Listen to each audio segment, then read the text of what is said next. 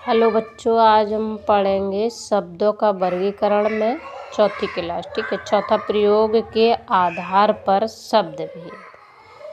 पहला क्या था? उत्पत्ति के आधार पर।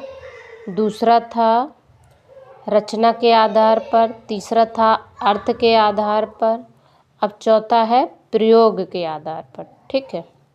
और जो उत्पत्ति के आधार पर तत्सम, तद्भव, देशज, विदेशज। और रचना के आधार पे रूढ़, यौगिक और रूढ़, यौगिक, योग रूढ़। अब अर्थ के आधार पर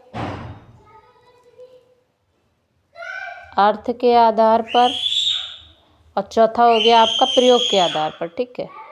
प्रयोग के विकारी और अविकारी शब्द। ठीक, इसको आज देखते हैं। हिंदी भाषा में असंख्य शब्द होते हैं। इनका अपना अलग स्थान होता है। ठीक है। प्रयोग करते समय कुछ शब्दों में परिवर्तन हो जाता है। क्या होता है? कुछ शब्दों में परिवर्तन हो जाता है, जबकि कुछ शब्दों में परिवर्तन नहीं होता है। ठीक है। इस आधार पर शब्दों को दो भागों में बांटा जा सकता है। एक विकारी शब्द जिसमें विकार पैदा हो। ठीक है। वाक्य में प्रयोग करते समय कुछ शब्दों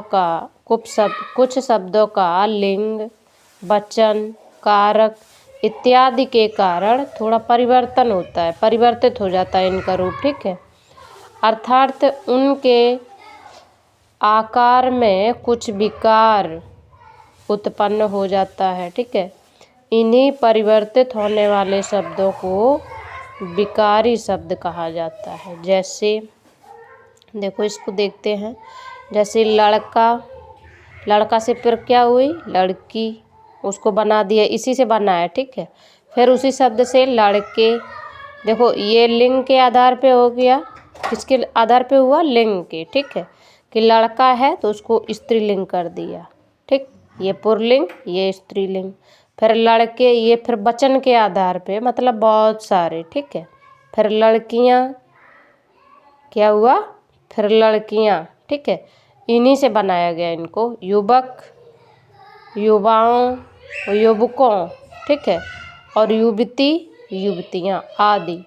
ऐसे शब्द, इनको हम क्या कर सकते हैं? ये बदल सकते हैं। यहाँ बदला गया, फिर यहाँ बदल दिया, फिर यहाँ, हर जगह बदला हुआ शब्द है। ठीक है।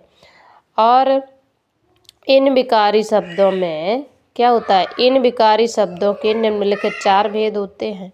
क्या? संज्ञा, किसी का नाम होगा उसमें बदलाव कर सकते। ठीक है।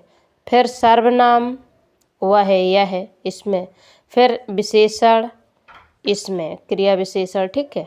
क्रिया और विशेषण, इसका विस्तार रूप हम आगे पढ़ते हैं। अलग अलग संज्ञा अलग पढ़ेंगे, सर्वनाम अलग, विशेषण अलग और क्रिया अलग। यहाँ ये क्या जानना है मुझे कि ये विकारी शब्द है। इनमें सारे में, चारों में विकार पैदा होता है कुछ ना कुछ। ठीक है। इसलिए हम इसको आगे विस्तार से पढ़ेंगे। इसको देखते हैं। अविकारी शब्द। अविकारी शब्द वाक्य में प्रयोग करने पर लिंग, वचन, कारक आदि के कारण जिन शब्दों के रूप में कोई विकार अथवा परिवर्तन नहीं होता है, उन्हें क्या कहते हैं? अविकारी शब्द कहा जाता है। ठीक है। जैसे और, ये लड़का और लड़की। ठीक है। क्या बोलेंगे इसमें? और, ये नहीं बदलेगा। लड़का बदल सकता है और लड़की बदल सकती है, लेकिन और ये दोनों का जोड़ने का काम करेगा। ठीक है। और फिर आगे किंतु, ये भी नहीं बदलेगा। ये हमेशा जहाँ भी लगाएंगे शब्द वाक्य में वैसा ही रहेगा। ठीक है। ये हो गया। फिर समुच्चय, लाइट चली गई यार। परंतु, तथा, किंतु। ठीक है। यद्यपि, ये सब शब्द कैसे हैं?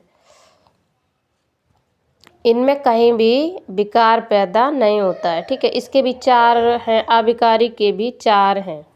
क्या है? इसके भी 4 हैं। क्रिया विशेषण क्या है? क्रिया विशेषण, संबंधवाचक, ठीक है, और संबंधवाचक के समुच्चयवाचक और विस्मयादि वाचक, ठीक है, विस्मयवाचक शब्द, ठीक है। ये सब हम एक एक और अलग अलग आगे पढ़ेंगे। यहाँ इतना खाली मुझे जानना था, विकारी शब्द एक हुआ और अविकारी शब्द, ठीक है। ये क्या जानना था मुझे कि प्रयोग के आधार पर शब्द दो प्रकार के होते हैं, विकारी और अविकारी। विकारी में क्या जाएंगे? संज्ञा, सर्वनाम, विशेषण, क्रिया, ठीक है। और इसमें जाएंगे, इसमें भी चार ही हैं, क्रिया विशेषण, संबंधवाचक, समुच्चयवाचक और विस्मयवाचक, ठीक है। और इसको याद भी करते जाना, ठीक है, याद करते जाइएगा और आते हैं फिर तब देखते हैं, ठीक है, आप लोग का ऐसे। Okay, bye.